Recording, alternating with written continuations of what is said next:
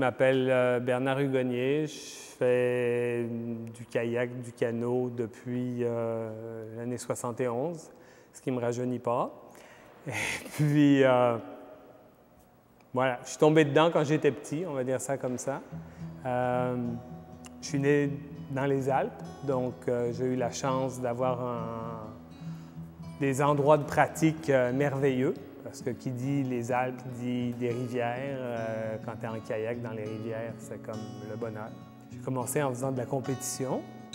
J'étais dans un club de compétition avec des gens très, très bons. C'était plein de champions de France, champions du monde. À Chambéry, je vais nommer la ville quand même, c'est en Savoie. Et puis, bon, je me suis mis à la compétition, puis j'avais un petit talent. Puis à un moment donné, je suis passé dans l'équipe Espoir. Puis pas longtemps après, j'étais dans l'équipe Désespoir.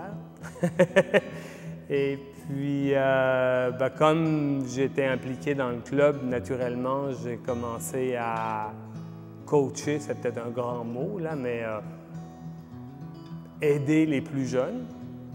Puis là, j'ai réalisé que ça marchait bien. J'arrivais à leur faire des choses que moi-même, je n'étais pas capable de faire. Donc, c'était un peu mon entrée dans l'enseignement sans que je le sache.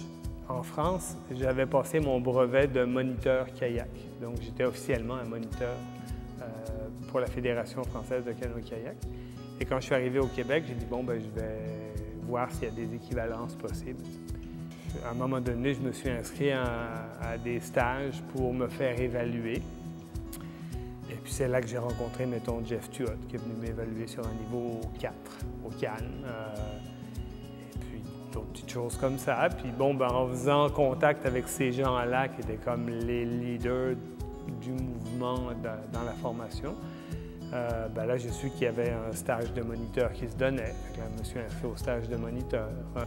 Et puis après, ben, étant moniteur officiel de la Fédération, ben, j'ai commencé à donner des cours parce qu'on me l'a demandé. Et puis, tu donnes des cours de canot. À un moment donné, j'ai suivi un cours de sauvetage en eau vive. Et là, je me suis dit que, mon Dieu, il y avait des choses à apprendre là-dedans. Puis, pour ne pas les oublier, il faut les pratiquer.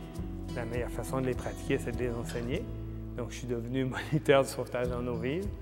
Tu sais, le salaire d'un enseignant, ça peut être monétaire, mais bien avant d'être monétaire, c'est de voir, comment je dirais ça, de voir quelqu'un, je suis ému, vous le couperez, de voir quelqu'un aller à un endroit qu'il ne connaît pas.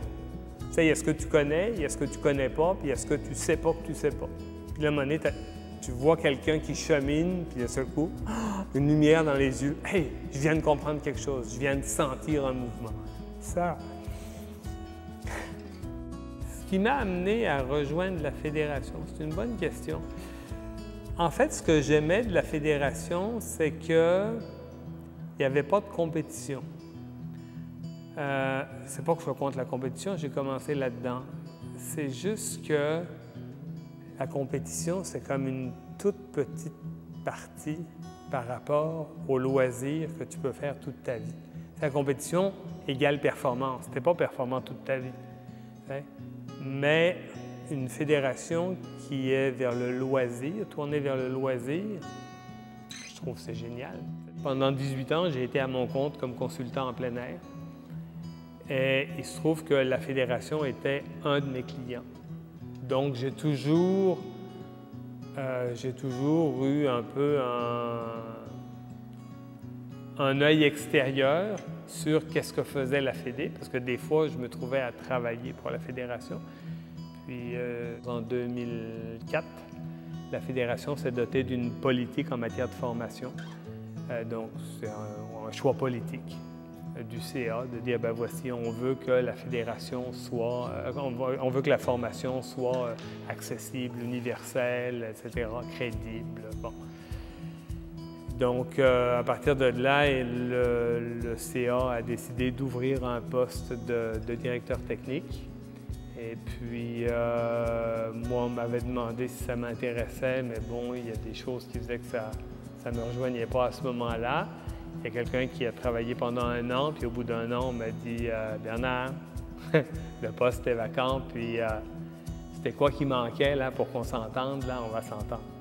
Fait qu'à partir de là, j'ai embarqué, puis ça a été un gros travail. Je me souviens avoir dit au départ au CA puis au directeur général, Pierre Trudel à l'époque, ça va prendre 10 ans. Ça va prendre 10 ans pour mettre en place quelque chose, mais ça va prendre 10 ans aussi parce qu'on s'en va là, puis on va avoir des virages à prendre.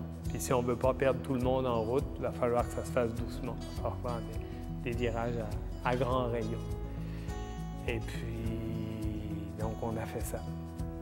Donc, on exclut la personne qui parle parce que c'est une armée de bénévoles qui a fait tout ce travail-là. Au départ, quand je m'étais dit « ça va prendre 10 ans », ça a pris 10 ans. Puis je pense qu'il y a une structure qui est intéressante. Moi, ma plus grande crainte à l'heure actuelle, c'est que je comprends qu'il y avait beaucoup d'énergie à mettre pour développer un produit. Ce qu'il ne faut surtout pas faire, c'est s'arrêter. Parce que la seconde où on s'arrête, on arrête de progresser puis on commence à régresser. Maintenant, les gens, ils s'envoient des textos. « Hey, il fait beau, on va-tu chiller là-bas, puis on va louer 2 kayaks, puis youhou, puis barbecue chez nous ce soir. » C'est ça la réalité de 2019. Il faut aussi que, comme fédération, comme organisme ressources, tu puisses te retrouver chez ces gens-là ou que ces gens-là se retrouvent dans ton organisme. Et ça, c'est une évolution constante. Fait que c'est là où on en est. Puis, bon, je passe la main. Go, allez-y, continue.